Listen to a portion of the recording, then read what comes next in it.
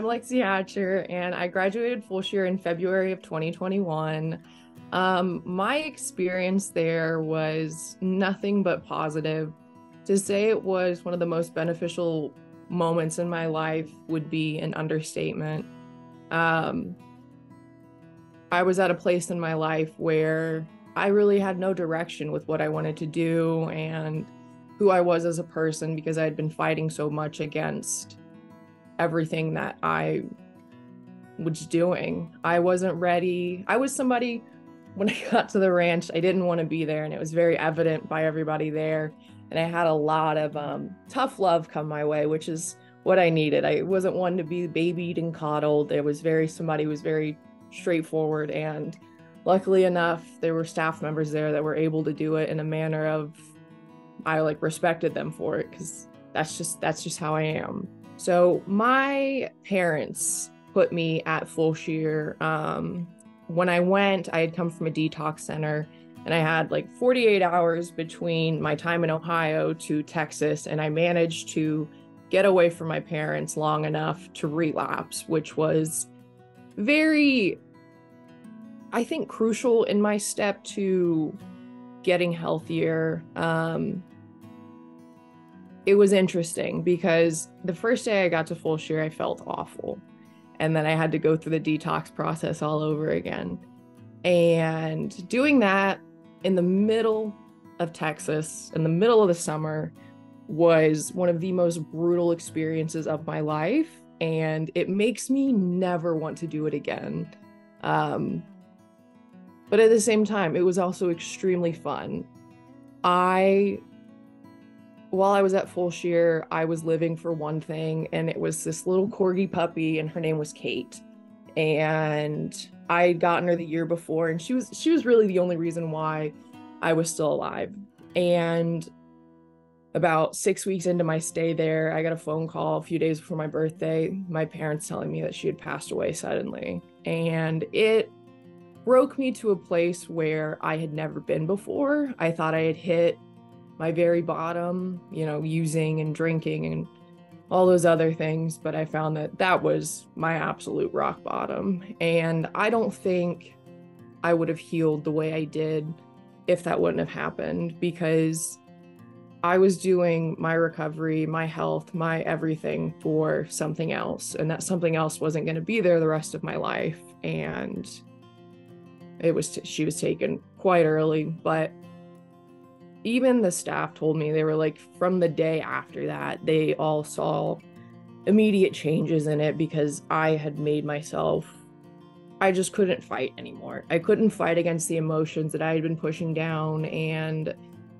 the issues. I couldn't fight it any longer. I finally was able to face the facts that, like, I can't do this for something else. Like, I have to want to get better or else I'm not going to be here next year. And that was a very real thing for me. I wasn't sure if I was going to make it to 22. And luckily I did. I was very lucky that I got there when I did, because I don't know how things would have ended if I spent my 22nd birthday anywhere other than the ranch. I had a great team, to say the least. I think if I would have had any other team put together, no offense to the other workers, everybody there is wonderful, but I think my little unit was the perfect combination of not only personalities but skill sets and specialties that I needed. And they really played a major role in everything, because it was like I was able to kind of weasel my way around certain topics with other therapists before Fulshear, but they kind of just saw right through it, and they're like, no. So it was difficult. It was a hard pill for me to swallow, to be like, all right, they're really calling me out straight for what I'm doing wrong and what I need to work on. But it was definitely absolutely necessary. I think Fulshear is a great place to not only find yourself, but to find like your people, which, being on a ranch with 18 to 24-year-old females is intimidating for anybody. And when I had been telling my friends back home, what the ranch was like, they're like, it's all girls. And I was like, yeah. And they're like, it's all like teenage adolescent, like young adult girls. And I was like, yeah. And they were like, you're all mentally ill. I'm like, yeah. And they were like, that's got to be interesting. And it was, you know, you put 4 girls, you put 2 girls, you put 3 girls in a room, 2 of them are going to end up fighting at some point. And that's just kind of how things would happen on the ranch. But that was also one of the most, I mean, there were definitely disputes and arguments that shouldn't have happened out overall, but there were also ones that kind of presented challenges for each client, especially myself, in how to handle confrontation, because I handle confrontation in a very explosive way versus a very calm way. I'm still not one to back down, but I don't do it in an outburst way now. I have a more controlled, managed way of handling those, you know, those bouts and arguments and issues in life. You know, I found my absolute, I call her my soulmate, because I don't believe that a soulmate can be like is either a guy or a girl. Like, she's my absolute best friend in the world. I consider my boyfriend also my soulmate, but like she literally is my other half. We are so opposite on so many levels, but at the same time, we're like one and the same. And I contribute a lot of my growth and healing to her as well. I met a lot of really good people at treatment, and it's nice to be able to have that circle of friends continue on after treatment, because, you know, you're going to leave Texas at some point and everyone's going to go back to wherever they came from, and you're going to go either to the same place you were before or somewhere new. And it's hard to make friends all over again, not knowing what to tell them and what not to tell them. And it was difficult for me when I went back to school to be able to just build friendships originally. And then I realized, I was like, oh, it got easier. But it took a while for me to be able to open up to those new friends about, you know, my issues in the past. But since I have that core group of people that I met at treatment, I can go to them with the most outlandish, over the top, dramatic statement, and they're like, okay, well, let's figure this out, because that was just not they see me for who I am, and they appreciate me for who I am. And there was a girl there was one day we were standing in the barn, and I was going through it, and she looked at me and she goes, I see you for who you are. And I just sobbed. I broke down, and it was one of the moments there that I was like, God, finally, like, I felt like somebody else besides my treatment team understood it. And she and I had extremely similar stories. So that was really, it was good to be able to talk about it with her. I think the way things are going now for me are absolutely tenfold what I thought I would ever have again. While on the ranch, we were, you know, you're cut off from the world. I got there right literally the day COVID was declared a pandemic, and then I didn't set foot off the ranch probably for 4 or 5 months. I was like one of the first people to get COVID there, which was great. But it was interesting stepping back into the world, you know, going into the pandemic, and going out in the world, back into reality is what we would call it, and seeing, you know, just how scared a lot of people were over a pandemic. And here I am shoveling horse poop, having the time of my life, because I don't know what's going on in the outside world. And I think the people who got to the ranch during the pandemic, I think we got there at probably the best time to go to treatment. There really is no good time to go to treatment, to drop everything you're doing. But the pandemic was like, here's your perfect opportunity to get it together once and for all. And going during the pandemic is exactly what I needed, because your fear of going to treatment is like, I don't want to miss out on life. I don't want to get behind in life. Life isn't a race. It's not about who graduates college first, who gets their doctorate, who gets their PhD, whoever goes to law school, med school, whatever. It's about your goals, your aspirations. You can take as long as you want to get through college. I was supposed to graduate in 2020. That did not happen.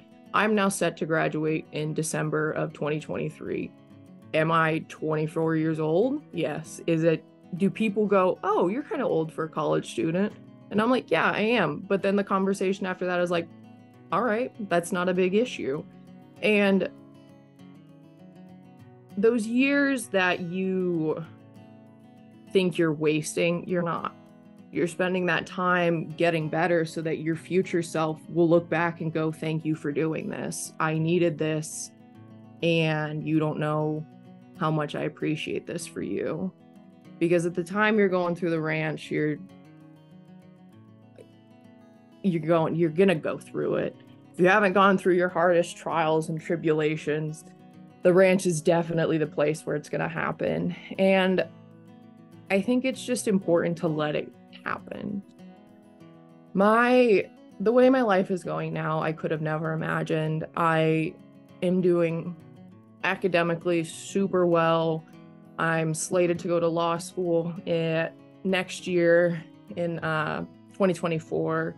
I'm choosing between two different ones. So I'm excited. I'm going to have the life that I always wanted. Is it with who I originally planned on? No, but that was part of my healing process. I had to let some of those people go and let the person that I loved go at the time because it just wasn't in the cards. And it was difficult to be like, this is what I wanted for my life, and now it's going to change completely. And really, the only thing that changed completely was everything.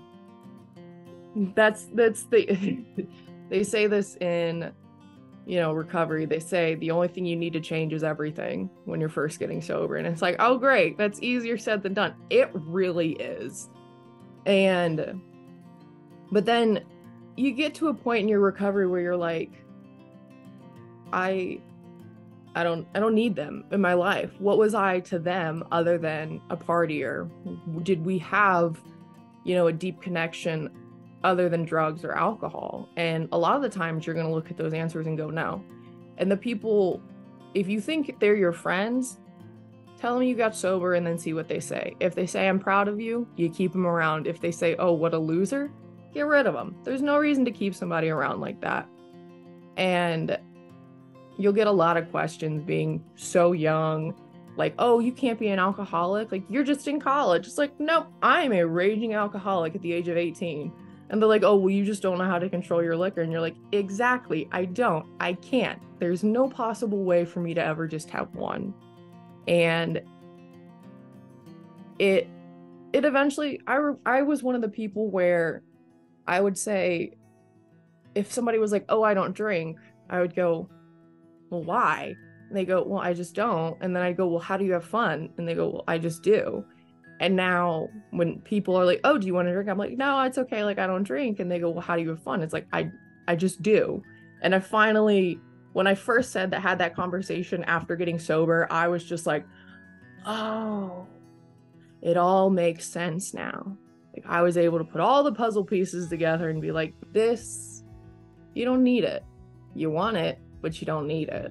And that's how, like, a lot of things in life are. You may want things to go a perfect way, and they're just not. There's nothing you plan, if you're sick, goes the way you want it to. And that's how it was for me for a while. And I'm really happy with where I am now. I have a wonderful giant Saint Bernard. He's my world, my everything. I literally, the day after I graduated Fulshear, my mom and I flew to Missouri from Texas to pick up a corgi. And I would do anything in the world for her. And some might be legal, some might be illegal, but there's nothing that would stop me from, if something were to happen to her, I'd be like, wow, not again. But at the same time, I wouldn't let anything happen to her in the world, because she's my everything, and she's so chunky and round, and I love her, and she's just like me in so many ways. It's like, oh, you are so dramatic for no reason. But I'm okay with that. And I love her. I currently live with my boyfriend. He is in the army.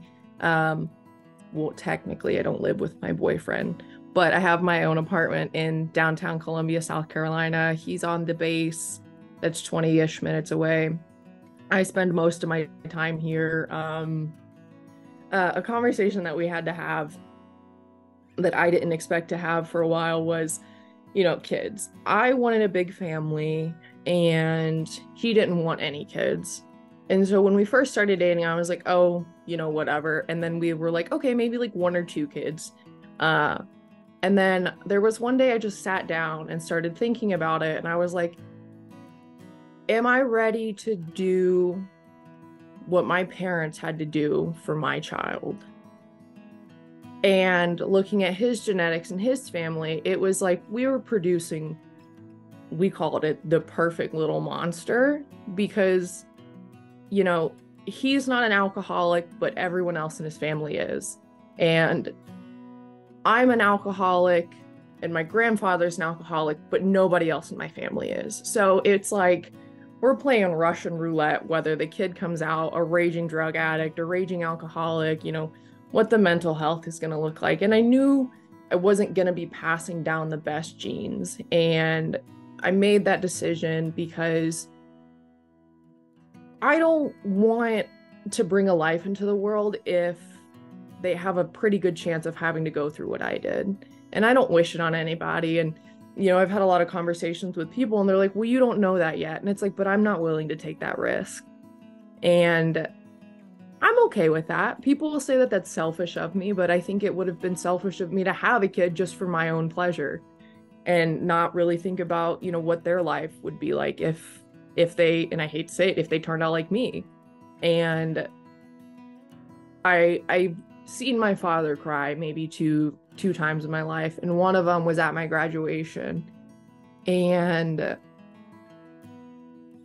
it was the first time that he had said I wasn't sure if I was going to have to bury my daughter before I died. And that's when I was like, oh, I don't want to be sitting in that spot ever. And I couldn't do that. And so I, made the decision. I was like, you know what?